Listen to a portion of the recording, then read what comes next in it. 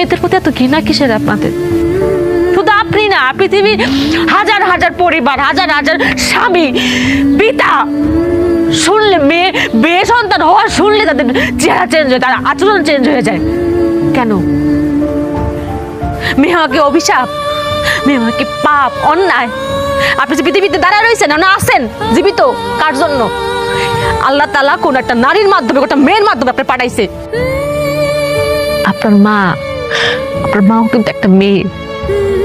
কোন কিতাব, কোন কোরআন বই পুস্তকে লেখা আছে যে বাপের পায়ের নিচে সন্তানের বেহেশত? দেখছেন? দেখবেন না তো। লেখা আছে কোথায়? মায়ের পায়ের নিচে সন্তানের বেহেশত। সে মা একটা মেয়ে। আসলাম আর একটা কথা, আপনারা কি মনে করেন ছেলে সন্তান আমার খুঁটি, আমার শেষ প্রজন্মের খুঁটি? রিজিকের মালিক আল্লাহ।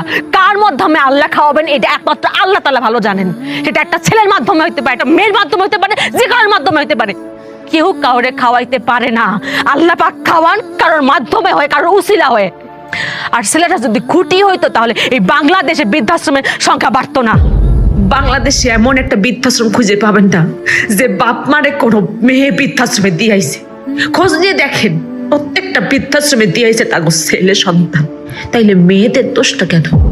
আপনাদের আরেকটা ভুল ধারণা যে ভবিষ্যতের মুখ উজ্জ্বল করবো আবার পোলা। খালি কি পোলারাই করে? মেয়েরা করে না? পৃথিবীর কোন কাজে, কোন জায়গা মেয়েরা নাই? কোন জায়গা মেয়েরা পিছিয়ে আছে কোন তো? ডাক্তার, ইঞ্জিনিয়ার, পাইলট কোন জায়গা নাই?